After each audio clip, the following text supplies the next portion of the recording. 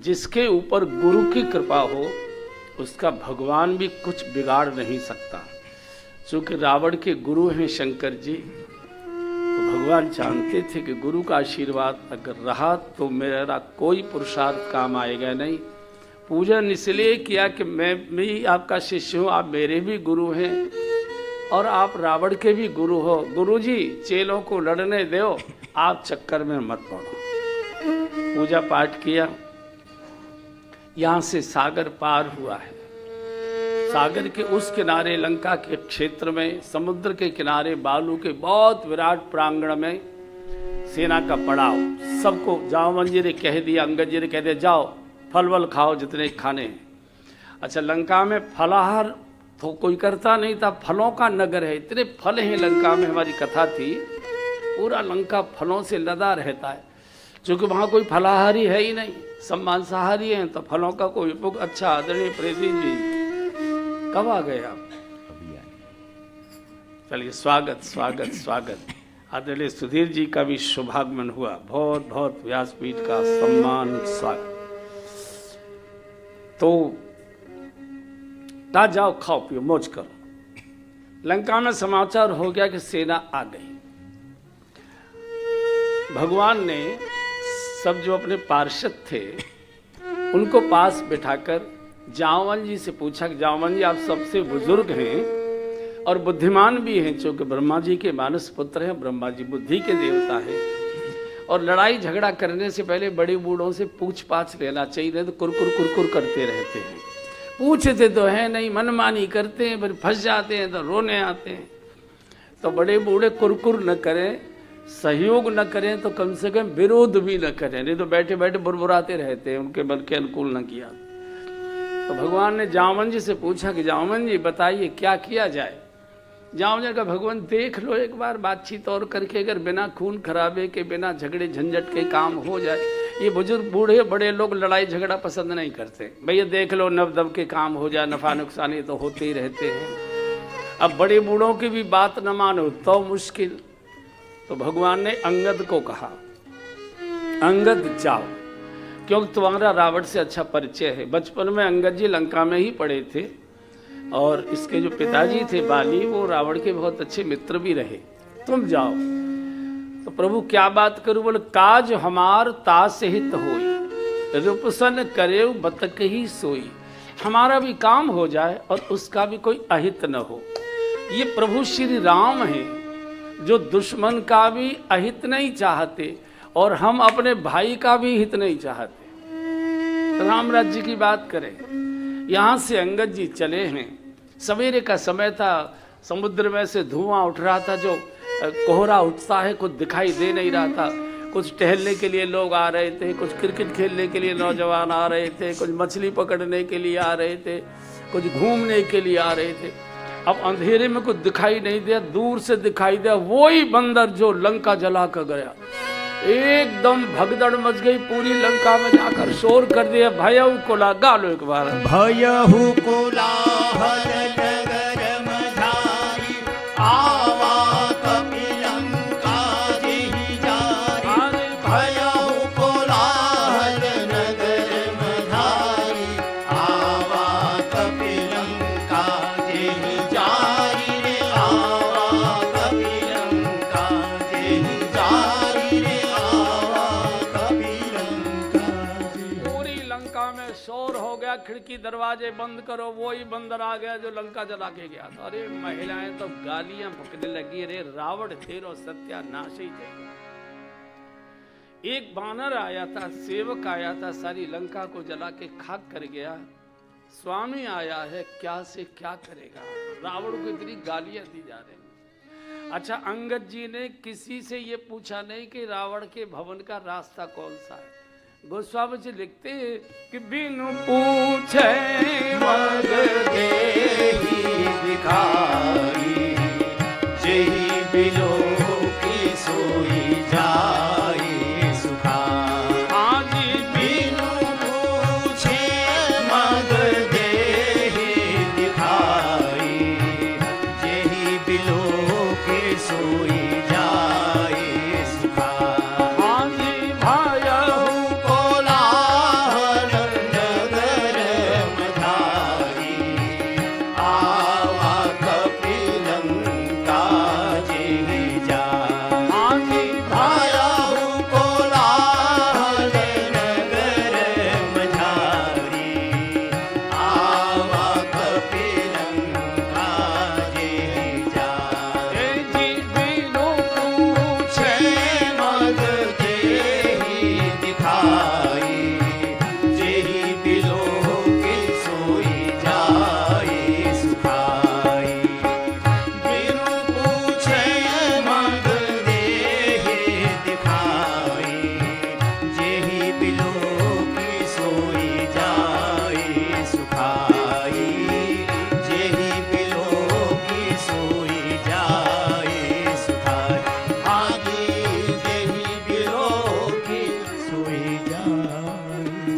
बिना पूछे रास्ता बता रहे, ऐसे ऐसे चले जाना, थोड़ा यहाँ से दाईं ओर मुड़ना, आगे टी पॉइंट आएगा, लेफ्ट को सीधे चले जाना, बड़ा सा गेट मिलेगा, बैठा सौरा हुक्का पी रहा होगा, मारे डालना, बिन पूछे मग दे दिखाई। अंगद जी रावण के दरबार में प्रवेश करते हैं, जैसे सोने के सिंहासन पर काजल का बहुत विशाल पहाड़ रखा हुआ, ऐसे रावण बैठा हुआ है। अंगद जी के प्रवेश करते ही सारे सभासद खड़े हो गए अपने आप।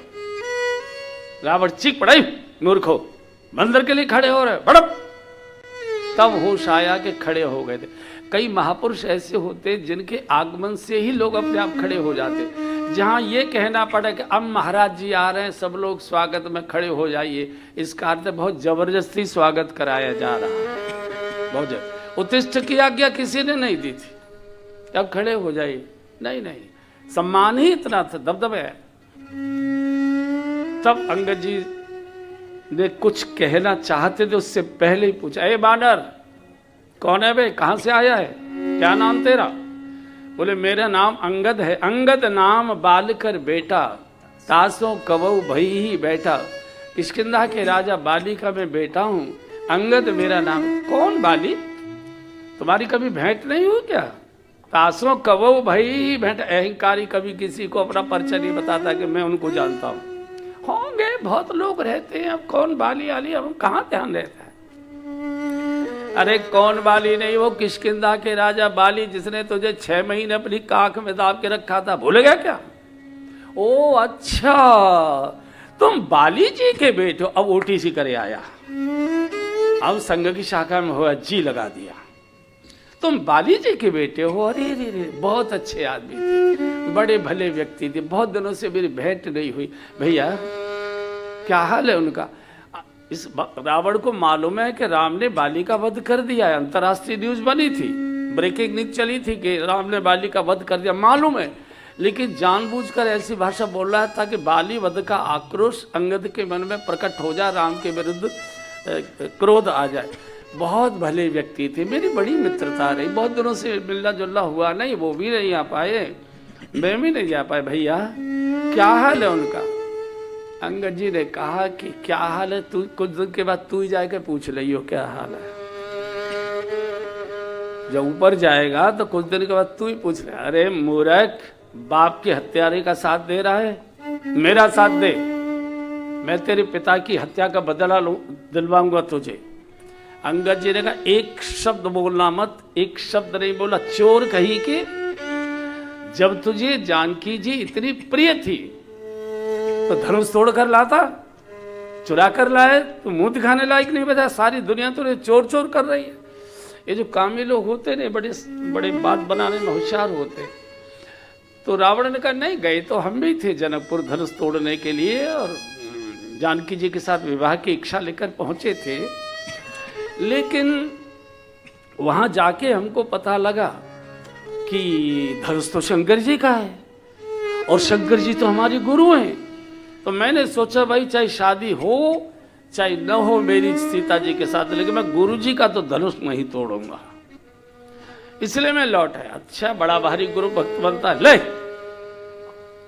मैं एक नया स्वयंवर तेरे इसमें दरबार में आयोजित करता हूं, और जो भी मेरे पैर को हिला देगा, फिर राम सीता में हारी, भगवान सीता जी को छोड़कर चले जाएंगे, तेरी जीत हो जाएगी। अब इतनी आसानी से सीता जी मिली जा रही हैं, तो रावण ने कहा इस बंदर का पैर उखाड़ो, फेंक दो समुद्र में। एक बार कहा, 2 बार कहा, 3 बार कहा, कोई हिलने को तैयार नहीं। सब सोच रहे जैसे झुकेंगे ऐसा मुक्का मारेगा, बिठाई देगा, उठने तो देगा नहीं। तो एक दूसरे से आंखों से इशारा करे, तू चला जा, बोले मेरी पत्नी बीमार है, तू चला जा, बोले बिटिया की शादी है, तू चला जा, बोले बच्चे छोटे। कोई जाने को तैयार नहीं, एक भी जाने को तैयार नहीं। अंत में रावण ने बहुत फटकारा, लेकिन कुछ योद्धाओं ने कोशिश की, लेकिन तिल भर भूमि न सके छुड़ाई। भक्त के संकल्प को ये कौन पापी लोग हिला सकते। अंत में रावण आता है, अंत में रावण आता है, मैं देखता हूं, और जैसे ही रावण सिंहासन से उतरा और अंगद जी के पैर पकड़ने के लिए जैसे सिर झुकाकर हाथ आगे को बढ़ाए, अंगद जी ने अपना चरण पीछे खिसका लिया और धिक्कार कर कहा, रे रावण, बंदर के कदमों में शीश झुकाने से तेरा कल्याण नहीं होगा, जा राघवेंद्र सरकार के चरणों में शीश झुका, वो ही तेरा कल्याण करेंगे। जैसे भरी दोपहरी में पूर्ण सूर्य ग्रहण हो गया हो, ऐसा होगा। और एक बार अंगद जी को इतनी जोर का क्रोध आया जब रावण ने कुछ भगवान के बारे में अश्लील भाषा बोली। अगुण अमान जानते पिता दीन वनवास, कुछ था ही नहीं इस लड़के के अंदर, ये बिल्कुल बेकार था, नपुंसक था। तो भगवान को कोई निंदा की भाषा बोले, जब ते की राम के निंदा क्रोधवंत अति भयहु कपिम। आखि जब ते कीन राम के निंदा क्रोधवंत अति भयहु कपिम। ए जी हारी भार निंदा सुनहि जिगाना, होए पाप गौ घात समाना। हारि हर निंदा सुनहि जिगाना, होए पाप गौ घात समाना। होए पाप गौ घात समाना। हाजी होई पाप गौ घात। भगवान की निंदा सुनना, संत की निंदा सुनना, शक्ति भर विरोध करो और शक्ति नहीं है विरोध करने की, आंख कान बंद करके बाहर निकल जाइए। हरिहर निंदा सुने जो काना, होई पाप गौ घात समाना। इतने क्रोधित हो गए अंगद जी, फिर द्विभुज दंड, एक अब दो मुक्के इतनी जोर से मारे, पूरे सभासद लुढ़क पड़े अपने अपने कुर्सियों से। और रावण ऊंचे सिंहासन पर बैठा था, इतनी जोर से सिंहासन को झटका लगा, हिला, धड़ाम से औंधे मुंह रावण गिरा, 10 मुकुट नीचे गिर पड़े, छीन झपट्टा होने लगा। बंदरों को आपने कभी रोटी वोटी डालकर देखा होगा, बंदर आराम से नहीं खाता, छीन के खाता, झपट्टा बारी खाता, ऐसे करता। तो छीन झपट्टा होने लगा। 6 तो मुकुट रावण के हाथ आ गए और 4 आ गए अंगद जी के हाथ। अंगद जी ने तो वो भगवान की ओर फेंक दिए और ये 6 मुकुट अपनी सिर पर रख के फिर सिंहासन पर बैठ गया। देखो सत्ता का कितना भूखा है ये। सिर 10 है और मुकुट 6 है। और ये सत्ता के भूखे लोगों का स्वभाव होता है, पूरे देश की न मिले, कुछ ही प्रदेशों की मिल जाए, उसी से काम चला लेंगे। कैसा लगता होगा, मर जाऊंगा, बच्चों को नहीं दूंगा, बर्बाद हो जाएगा चपर के, लड़कों को नहीं दूंगा। अंगद जी ने कहा, रावण, धनबाद में बहुत योग्य सीए बहुत रहते हैं, वहां पंसारी जी से मिल लेना जाके, अच्छे योग्य सीए को बुला के, और जो भी बच्चों को बंटवारा करना, जिसके जो नाम तुझे करना कराना है कर दे, नहीं तेरे पीछे लड़ लड़ के मर जाएंगे। अब तू ज़्यादा दिन का है नहीं, अपना सारा का सारा जो कुछ लिखना लिखाना है बाल बच्चों के नाम कर दे। और धिक्कार दे के अंगद जी आ गए। कहा, प्रभु युद्ध अवश्यम भावी है, बुराई राजी से नहीं मरेगी, बुराई के साथ संघर्ष भी करना पड़ता है। कई बार हाथ जोड़कर बुराई नहीं दूर होती जीवन की, कई बार अपने से ही झगड़ा करना पड़ता है, संघर्ष करना पड़ता है। बिना युद्ध की जानकी जी नहीं मिलेगी। वैसे तो युद्ध से अशांति होती है, लेकिन कई बार शांति स्थापित करने के लिए भी युद्ध किए जाते हैं, अपरिहार्य हो जाते हैं। और आज युद्ध की घोषणा हो गई। इत रावण उत राम दुहाई, सेना की 4 टुकड़ियां की और यहाँ से सेना ने आक्रमण कर दिया। मारो मारो, भागो भागो, चारों ओर जय जयकार हो रहा है। बोलिए राजा रामचंद्र भगवान की जय। पहले दिन के युद्ध में रावण की 1/4 सेना समाप्त हो गई। दूसरे दिन के युद्ध में रावण की आधी सेना समाप्त हो गई। तीसरे दिन के युद्ध में रावण की 3/4 सेना समाप्त हो गई। और करूं समाप्त? नहीं, एक लाइन बोल ली है केवल, या आराम से मारूं? रावण तो कांप गया। मेघनाथ ने कहा, पिताजी घबराइए मत, मैं हूं, अभी तो इंद्रजीत हूं मैं, कल मेरा युद्ध देखिए आप। आज दिव्य रथ पर सवार होकर मेघनाथ चला है। आकाश के देवता इस युद्ध का नजारा देखने के लिए विमानों में इधर भगवान ने कहा, लखन आज तुम्हारी बारी है। आज दो वीरों का आमना सामना नहीं, दो पतिव्रताओं का आमना सामना है। दिन भर भयानक युद्ध, कोई वीर हार मानने को तैयार नहीं। देवता घबरा रहे। जब खाड़े बसते हैं तो जय हो जय हो जय हो, देवता चिल्लाते जय हो। शंकर जी पार्वती जी को युद्ध क्षेत्र का वर्णन सुना रहे थे कैलाशों में बैठकर। बोले, देवी हमारे पास तो नादिया था, तो नादिया तो युद्ध मैदान में जा नहीं सकता, बैल को तो ले नहीं जा सकते। तो एक देवता ने हमको लिफ्ट दे दी, अपने हेलीकॉप्टर में विमान में हमको बिठा लिया। हम हूँ उमा रहे तेई संगा, देखत रहे राम रन रंगा। एक देवता के साथ हम भी बैठे थे। तो हमको बड़ा आश्चर्य होता था जब खाड़े आपस में टकराते थे, जो बाण होते थे तो बिजली की चमक होती थी, तो देवता जय हो जय हो जय हो।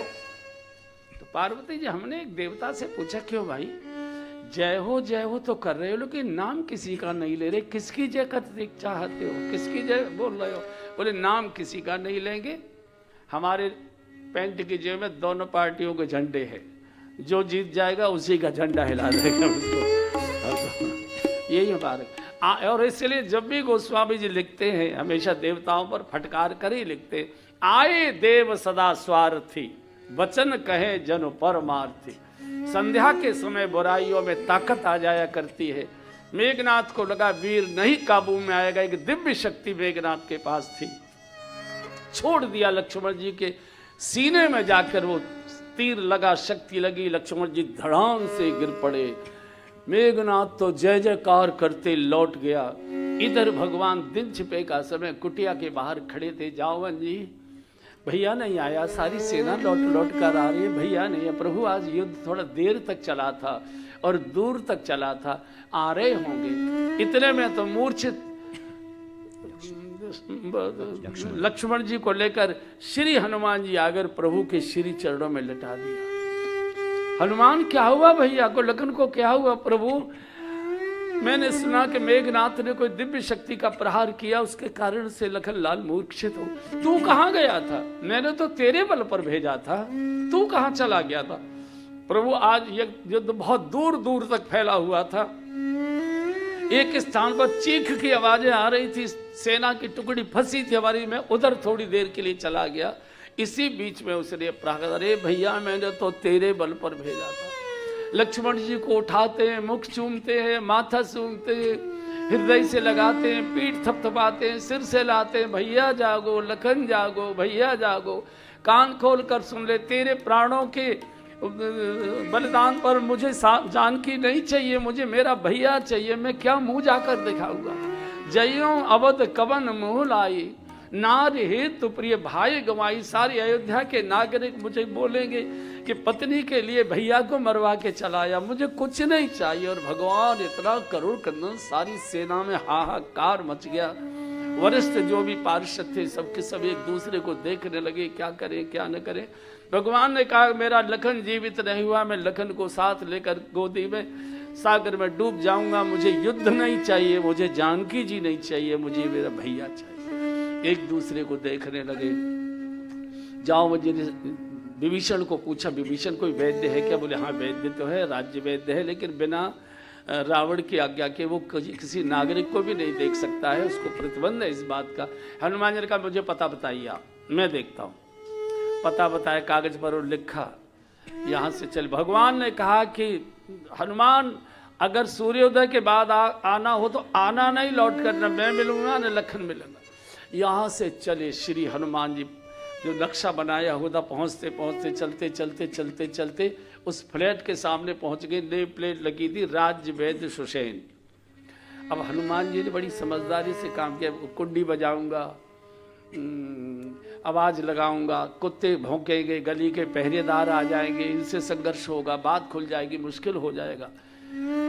और मान लीजिए मैंने घंटी बजाई, वैद्य आया, मना करेगा, चीखेगा, चिल्लेगा, हल्ला मचाएगा, ये हो जाएगा वो हो जाएगा, तो बड़ी मुश्किल हो जाएगी। तो हनुमान जी ने विवेक से काम लिया और आने भवन समेत तुरंता पूरा का पूरा उसका फ्लैट उखाड़ा और ले गए। चूंकि हनुमान जी जानते वैद्य दुश्मन का है, अगर मैं उसे मुंह दबा दबू के ले भी गया बगल में दबा कर वहाँ कह दिया कि ये दवाई तो मेरे नर्सिंग होम में रखी, आपने पहले क्यों नहीं बताई, तो फिर बार बार लंका आने का बहुत झंझट होगा। तो जावंजी ने कहा कि वैद्य कहाँ है, बोले घंटी बजाओ भीतर सो रहा होगा। रावण ने इसको हिदायत दे रखी थी कि बिजली नहीं काटना, कनेक्शन जोड़े रखना हमेशा घंटी का, खबरदार। तो रात के 12-1 बजे जब घंटी बजी तो वैद्य की, बेचारा बूढ़ा है वैद्य, अंडरवियर बनियान पहन के सो रहा था, बड़ा बूढ़ा सा आदमी। घंटी बजी तो समझ गया, ओहो लगता है इमरजेंसी कॉल रावण का है। और जैसे किवाड़ खोल कर देखा तो बानर ही बानर एकदम भीतर की ओर भागा। हनुमान जी ने पकड़ लिया, वैद्य जी डरो मत, लक्ष्मण जी की थोड़ी नाड़ी देखो और मैं जैसे लाया हूं वैसे ही तो मैं पहुंचा दूंगा, घबराओ मत। नाड़ी देखी, बोले औषधि तो है लेकिन धौलागिरी पर्वत पर है संजीवनी, और उसकी विशेषता है अगर सूर्य किरण उसके ऊपर पड़ गई तो संजीवनी मृत हो जाती है। अब वो कैसे आए, ताकि सूर्योदय से पूर्व औषधि मुख में आ जाए। भगवान ने कहा अब मेरा भैया नहीं बचेगा, अब मेरा भैया नहीं। कहाँ धौलागिरी पर्वत की दूरी और कहाँ सूर्योदय की अवधि, कौन जाएगा कौन। हनुमान जी का प्रभु क्यों घबरा, तो मैं हूं ना, और ये मैं हूं ना वहीं से आया है। यहां भी आ गया है, धनबाद में भी आ गया है कि नहीं, मैं हूं ना।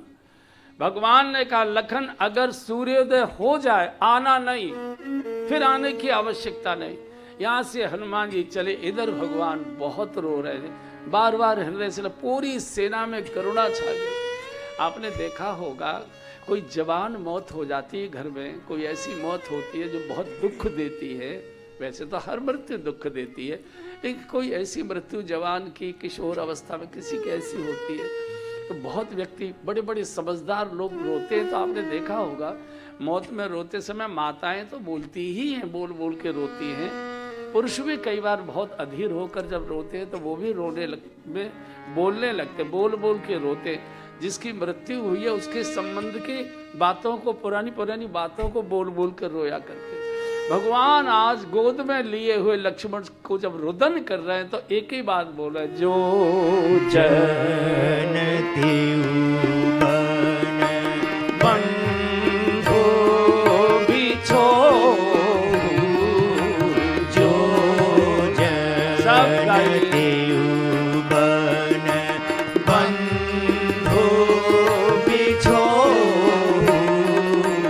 पिता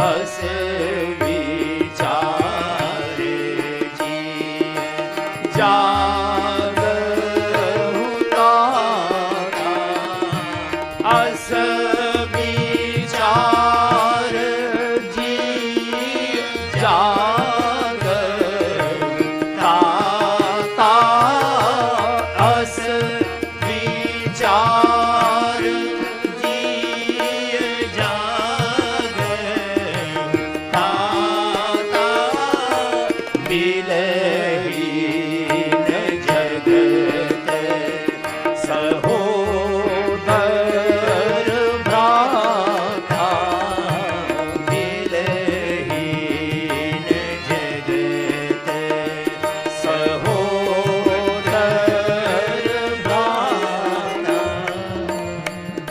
मुझे ये मालूम होता कि मुझे जीवन में ये दिन देखना पड़ेगा, ये समय मेरे जीवन में आएगा, मैं उस दिन पिताजी की बात नहीं मानता। जो जनते बन बंधु बिछो, मेरा भैया मुझे वन में छोड़कर चला जाएगा, मुझे छोड़कर, उस दिन मैं पिताजी की बात नहीं मानता। पिता वचन मानते हो नहीं हो। किसी ने गोस्वामी जी से पूछा, क्या भगवान शांति काल में मर्यादा का पालन करते हैं? दुख के अशांति के काल में क्या मर्यादा भूल जाते हैं? गोस्वामी का नहीं, भगवान मर्यादा पुरुषोत्तम है, कभी मर्यादा को न भूलते हैं न उसका उल्लंघन करते। बोल रहे पिता वचन मानते, उनमें उस दिन पिताजी की बात ही नहीं मानता। गोस्वामी जी ने कहा ये वनवास की आज्ञा की बात नहीं बोल रहे, बहुत पुरानी बात बोल रहे। आपने देखा होगा आंगन में लाश पड़ी होती है और माताएं रुदन करती हैं, तो माताएं जब रोती हैं तो कुछ बोल बोल के रोती है, रोते रोते वो बोलती जाती है, क्योंकि जिसकी लाश पड़ी है उसके संबंध की बातें पुरानी पुरानी याद आती है। बोल भगवान बहुत पुरानी बात याद कर रहे, पिता वचन मानते नहीं हो। ऐसा हुआ जब भगवान का अवतार हो गया अयोध्या में और सरयू स्नान करने जाते थे पिताजी के साथ। पहले नदियों में स्नान होते थे, नदियों का ही जल पिया जाता था। इसलिए आपने देखा जितने भी बड़े बड़े महानगर आदि हैं, श्रेष्ठ बड़े संपन्न नगर, उन नदियों के ही किनारे बने, जो जल की आदि की सब सुविधाएं होती थी। अब तो आधुनिकता ने जल की पीना तो बहुत बड़ी बात है, हाथ धोने लायक भी नहीं छोड़ा है। तो पिताजी के साथ ये स्नान करने जाते थे चारों भाई। रावण को पता लग चुका था कि ब्रह्म का अवतार अयोध्या में हो चुका है, तो और सरयू स्नान करने पिताजी के साथ इस सभी चारों भाई आते हैं। तो रावण भगवान को नष्ट करने के लिए समुद्र के रास्ते से मगर का रूप बनाकर तैरते तैरते तैरते तैरते तैरते सरयू में वहां आकर रहने लगा, जहां भगवान पिताजी के साथ स्नान करते थे। तो एक दिन स्नान कर रहे थे तो मगर रूपी रावण ने भगवान का चरण पकड़ा और भीतर पानी की ओर खींचने लगा। भगवान ने देखा मेरा पैर किसने पकड़ा, हाथ से देखा तो कोई जानवर है, और भगवान ने उसके दोनों थुथड़े पकड़े, मुंह पकड़ा और ऊपर उठा लिया, और भगवान बीच में चीरना ही चाहते थे उसे। पिताजी ने रोक दिया, नहीं नहीं बेटा नहीं, ये तो मूढ़ प्राणी है, इसको तो कोई बुद्धि है नहीं, जाने दो, इसका तो स्वभाव है, छोड़ दिया। आज लंका के रणांगण में भगवान श्री राम उस बात को याद कर रहे हैं, जो जनते वन बंधु बिछो। अगर मैं ये जानता होता कि वनवास की अवधि में मेरा भाई रावण के कारण से मेरे हाथ से चला जाएगा, उस दिन मैं पिताजी की बात नहीं मानता, उसी दिन इस रावण का काम कर देता। भैया सब कुछ मिल सकता है, सुत बीत नारी भवन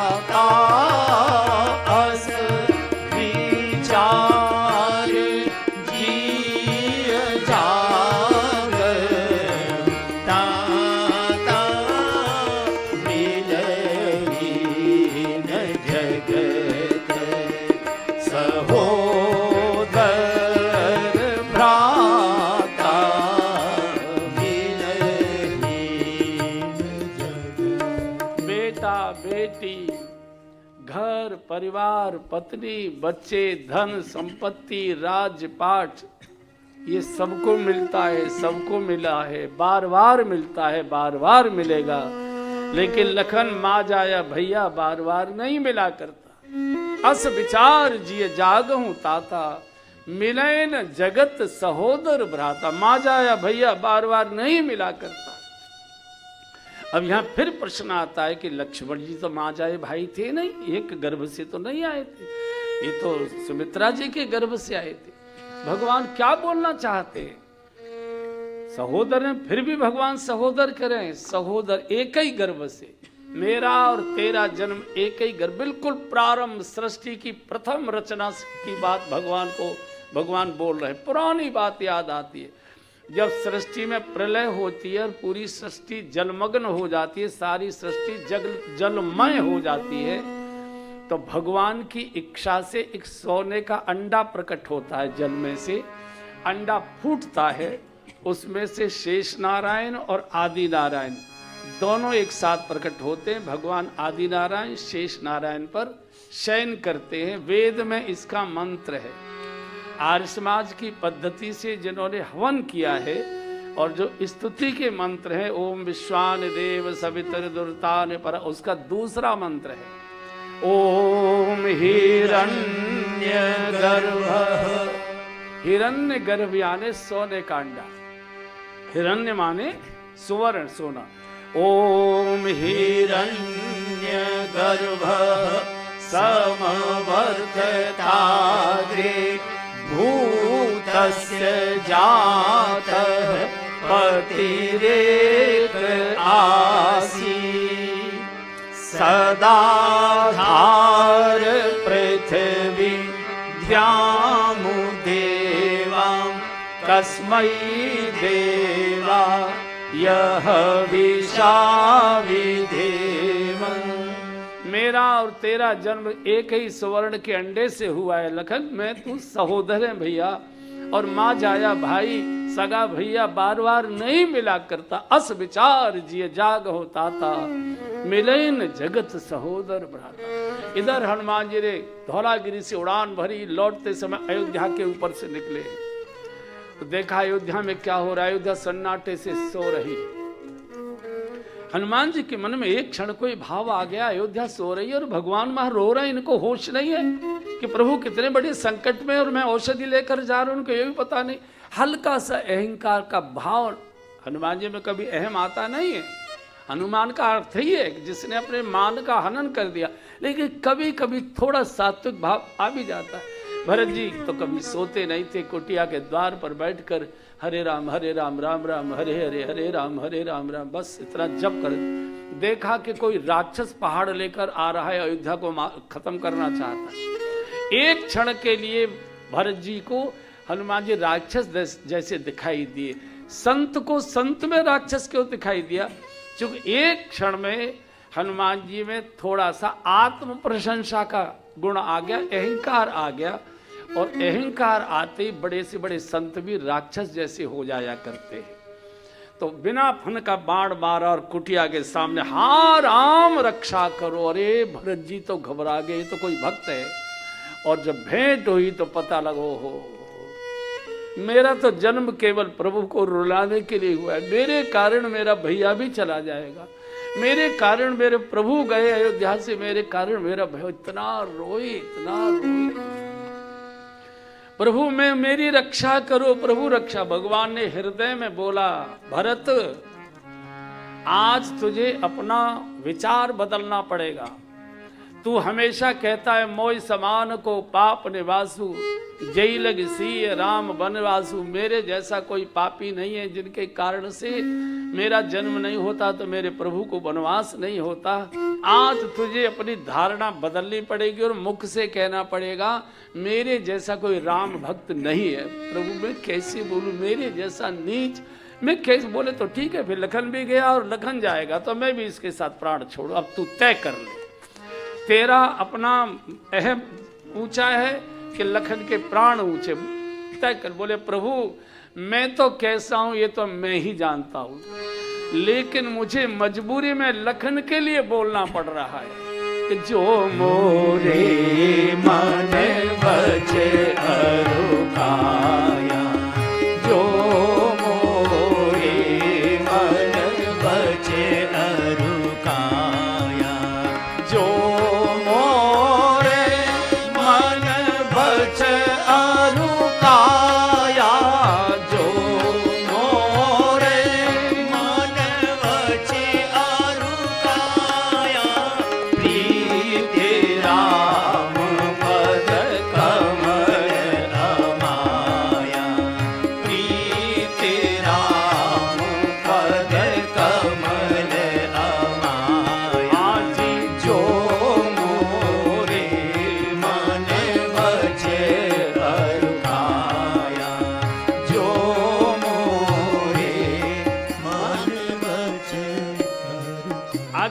मनसा वाचा कर्मणा में प्रभु श्री राम का दास हूँ, सेवक हूँ। तो हे बानर, तू अति शीघ्र स्वस्थ हो जाए, इतना कहना था। तो क्या स्थिति हो गई? सुनत वचन उठी बैठे कपीसा। सुनत वचन उठी बैठे कपीसा। कही जय जयते कौशला धीसा। कही जय जयते कौशला धीसा। एकदम हनुमान जी स्वस्थ होकर बैठ गए, लेकिन घबरा गए। कहाँ लंका सूर्योदय की अवधि, हल्का हल्का पीलापन सा आकाश में दिखाई दे रहा। भरत जी ने कहा चिंता मत कर, मेरे बाण पर बैठ। तो हनुमान जी ने सोचा कि ये तो 20 किलो भी वजन नहीं है, ये तो सूखे हड्डियों के ढांचे थे। श्री भरत जी इस समय हो चुके थे, मैं इतना बलवान और ये पहाड़ कैसे? बोल चिंता मत करे। चढ़ी मम सायक शैल समेता। चढ़ी मम सायक शैल समेता। पठबहु तोहि जहाँ कृपा निकेता। पठबहु तोहि जहाँ कृपा निकेता। हाजी पठबहु तोहि जहाँ कृपा निकेता। पठबहु तोहि जहाँ कृपा निकेता। बैठ मेरे बाण पर, हनुमान तू मत कर शंका। हम छोटेपन में गाया करते थे, हनुमान तू मत कर शंका, बैठ बाण पहुंचाए दो लंका। हनुमान जी सोच रहे हैं कि पिद्दी से बिल्कुल 20 किलो भी वजन नहीं है, और इतना बड़ा पहाड़, और मैं कैसे? बोल चिंता मत कर। चढ़े मम सायक शैल समेता। पठवऊं तो ही जहाँ कृपा निकेता। और जो संत का बाण जो होता है, वो संत की वाणी होती है। संत का बाण कुछ नहीं होता, कोई तीर कमान संत नहीं रखते। संत की वाणी ही संत का बाण है। हम संतों की वाणी सुनते तो हैं, लेकिन उस पर सवारी नहीं करते, उस पर अपना उसका अनुसार आचरण नहीं करते, जीवन में उसको धारण नहीं करते। संतों के पास बैठेंगे, प्रणाम करेंगे, माथा टेकेंगे, सेवा करेंगे, प्रवचन भी सुनेंगे, और आज तो महाराज बहुत ही अच्छा बोले, गजब कर दिया, सब कुछ करेंगे, लेकिन यही झाड़ जाते हैं, यही झाड़ जाते हैं। संतों की वाणी पर सवारी हो हमारे जीवन की। संत ने जो कहा था उसका जीवन में पालन हो। अपने को भी लगना चाहिए और अन्य को भी लगना चाहिए कि ये शरीर से तो हमारे ही जैसे हैं, लेकिन आचरण, व्यवहार, सोच, वाणी सबसे कुछ अलग दिखाई दे रहे, कुछ श्रेष्ठ दिखाई दे रहे। तब समझना चाहिए ये किसी न किसी महत् पुरुष के सानिध्य में रहते हैं। अगर शरीर में से सुगंध आ रही है, इसका अर्थ है कोई न कोई सुंदर सुगंधित वस्तु लगाई होगी, कोई इत्र लगाया होगा, कोई परफ्यूम छिड़का होगा, तब न सुगंध आ रही है। तो संत के सानिध्य में रहने वाले व्यक्ति की वाणी, भाषा, हाव भाव, स्वभाव, प्रभाव सब बिल्कुल अलग प्रकार का होता है। लोगों को लगने लगता है कि नहीं, हमारे और इनमें जमीन आसमान का अंतर, ये हमसे बहुत आगे है, ये बहुत ऊंचाई पर है। इसलिए कुछ न कुछ संत की वाणी जरूर माननी चाहिए, जरूर पालन। जीवन में कोई एक आधा चीज भी की तो जब भी आप उस आचरण को करेंगे, आपको संत गुरुजी याद आएंगे हमेशा। और मैंने पहले भी बोला था, संतों की, गुरुओं की कभी मौत नहीं हुआ करती, वो चिरंजीवी होते हैं। कोई संत की मौत नहीं हुई। मीरा जी की मृत्यु हुई है क्या? चैतन्य महाप्रभु की मृत्यु हुई है क्या? नानक जी की मृत्यु हुई है क्या? जनाबाई कर्माबाई की मृत्यु हुई है क्या? सूरदास जी की मृत्यु हुई है क्या? किसी की भी मौत नहीं हुई। आज भी हमारे घरों में हमारी जिह्वा पर भजन के माध्यम से, चर्चा के माध्यम से, चित्रों के माध्यम से आज भी हमारे घरों के अंदर जो सब महापुरुषों के फोटो चित्र लगते, उन्हीं की चर्चा, उन्हीं की गीत, उन्हीं के भजन याद करते हैं, हम उनकी जयंतियां मनाते हैं। आप जितने बैठे हो अपने परदादा का ही नाम बता दो, परनाना का ही नाम बता दो। हमारे नाना जी के नाना जी कौन थे? क्यों? याद वही किए जाते, अमर वही होते जो भगवान के लिए जीते हैं और भगवान को जीते हैं। हम परिवार के लिए जीते हैं और परिवार को जीते हैं, इसलिए यही के यही समाप्त हो जाते। 1 साल तक याद रखते, 2-4 साल कौन सा एक आता है पक्ष, क्या कहते हैं उसे, पंडित जी जिमाए जाते हैं जिसमें श्राद्ध पक्ष, श्राद्ध पक्ष, श्राद्ध, उसके बाद तो खो जाते हैं, कहाँ गए? पहले करते थे, अब हो गया, बहुत दिन कर दिया, कहाँ रहते? तो संतों की, भक्तों की कभी मौत नहीं होती, वो हमेशा चिरंजीवी रहते हैं। यहाँ से हनुमान जी ने उड़ान भरी है लंका, इधर भगवान रो रहे थे, इतने में तो किलकारी मारते हुए पहाड़ उठाए श्री हनुमान जी आते दिखाई दिए। बानर जय जयकार करने लगे, बोलिए राजा रामचंद्र भगवान की जय, श्री हनुमान जी महाराज की जय। पहाड़ उतारा, वैद्य ने औषधि को पीसा है, उसका अर्क निकाला है। पहली डोज दी, लक्ष्मण जी भगवान की गोद में लेटे हुए थे, कोई बहुत अंतर नहीं दिखाई दिया, जरा सी कुलबुलाहट। थोड़ी दूसरी डोज दी, थोड़े से चुलबुलाए, थोड़े से हिले डुले, भगवान को लगता है लखन मेरा भैया आंख खोलेगा। और जैसे थोड़ी देर में तीसरी डोज दी, लक्ष्मण जी ने नेत्र खोले, प्यार से बोले प्रभु आप कैसे हो? इतना कहना था, भगवान ने छाती से चिपका लिया, लखन आज तूने बहुत रुलाया है, बहुत रुलाया। कब का बदला लिया, कब का बदला लिया। सारे बानर भगवान की जय जयकार करने लगे। भगवान ने कहा खबरदार मेरी किसी ने जय जयकार की, जय जयकार करनी है तो हनुमान की जय जयकार करो, इसी का गीत गाओ। दुनिया चले न श्री राम के बिना, राम जी चले ना हनुमान के बिना। दुनिया चले न श्री राम के बिना, राम जी चले ना हनुमान के बिना। दुनिया चले न श्री राम के बिना, राम जी चले ना हनुमान के बिना। दुनिया चले न श्री राम के बिना, राम जी चले ना हनुमान के बिना।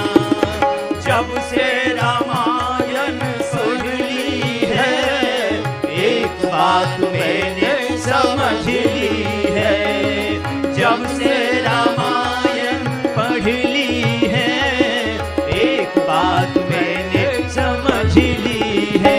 अरे रावण मरे ना श्री राम के बिना, लेकिन लंका जले ना हनुमान के बिना।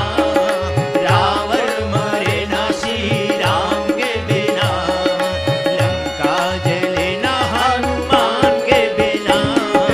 दुनिया चले ना श्री राम के बिना, राम जी चले ना हनुमान के बिना।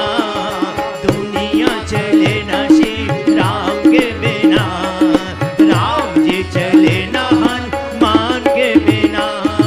लक्ष्मण का बचना मुश्किल था, कौन बूटी लाने के काबिल था।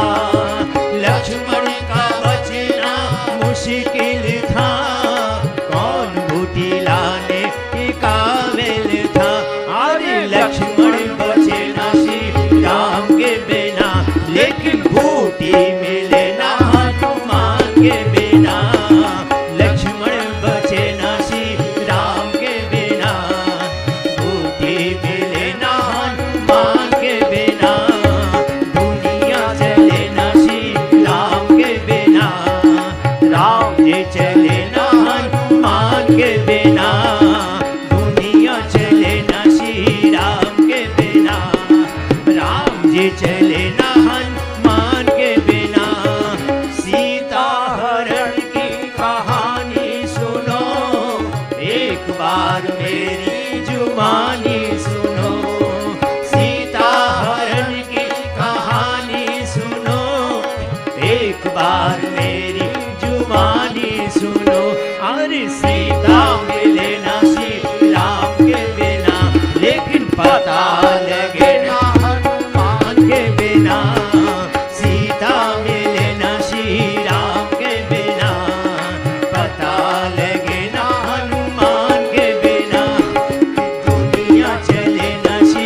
राम के बिना, राम जी चले ना हनुमान के बिना। जी दुनिया हर को